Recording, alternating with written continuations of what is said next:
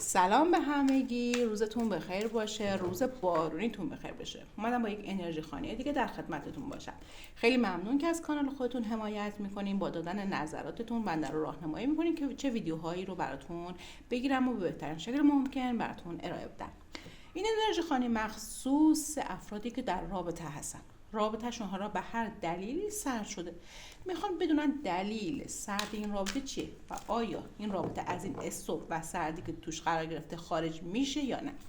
کافیه نیت کنین، انرژیاتون رو با من همسو کنین، من دریافت کنم انرژی هاتون رو، ببینیم تاروت اعجاب انگیز چه جواب قشنگی بهمون میده. نیت کن جانم، ببینیم چی میگه. داریم که طرف احساسی شما یه سری رفتارها داره که اصلا شما شوکه میشین تو رابطه وقتی ازش این سری رفتارها رو میبینیم.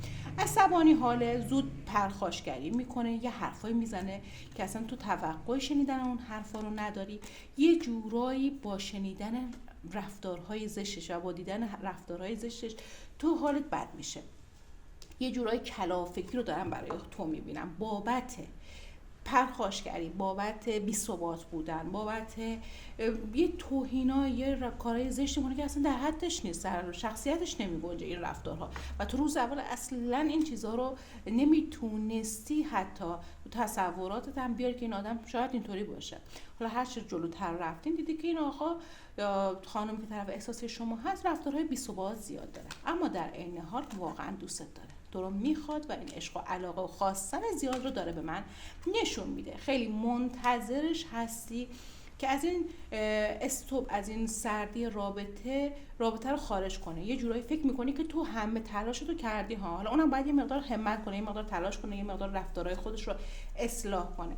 انگار از عمد یه سری رفتارا رو انجام میده، یه جوری میخواد تو رو محک بزنه، ببینه تو در چه حد اونو میخوای، خواستن و علاقه تو تا چه مقدار هست. تو رو دوست داره و حس تعصب و مالکیت نسبت بهت داره.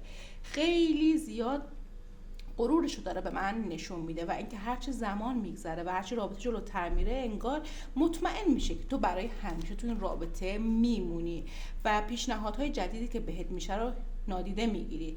پس زمان که میگذره از علاقه‌مندی خودش نسبت به تو مطمئن تر میشه، پس به رفتارهای اشتباهش هم قاعدتاً ادامه میده. اما داره به من نشون میده صبر تو هم یه اندازه‌ای داره. انگار تصمیم گرفتی باش حرف بزنی، انگار تصمیم گرفتی که براش حد و حدود بذاری، چارچوب براش بذاری، قانون براش بذاری و بگی که اگر که این مسائل رو رعایت نکنه رابطه تمام میشه، همه چیز پوچ میشه و تو توقع نداشتی که رابطت با این طرف احساسی به اینجا کشیده بشه.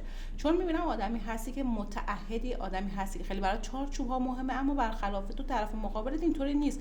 یعنی که آدم خوشگذرونی من دارم میبینمش، آدم میبینمش که در لحظه زندگی میکنه و نمیخواد که چارچوب داشته باشه زندگیش و حتی رابطه احساسیش و همین باعث دلشکستگی و ناراحتی و حال بده تو میشه. خیلی وقتها دلت میخواد واقعا بری، واقعا رابطه رو رها کنی، برای همیشه بری، چون خستگی رو داره به من نشون میده.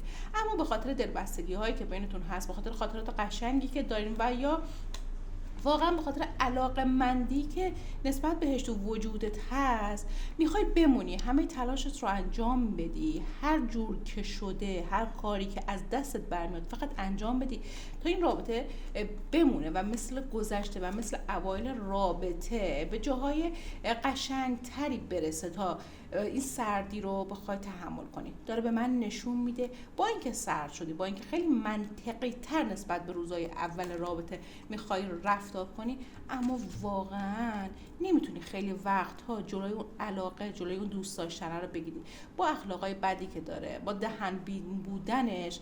اما واقعا هم بهت کشش داره، هم دوست داره، هم به خاطر تو با گذشت زمان تغییراتی رو تو رفتار خودش ایجاد میکنه. اما باید صبور باشی. انشالله که برای همتون خیر باشه.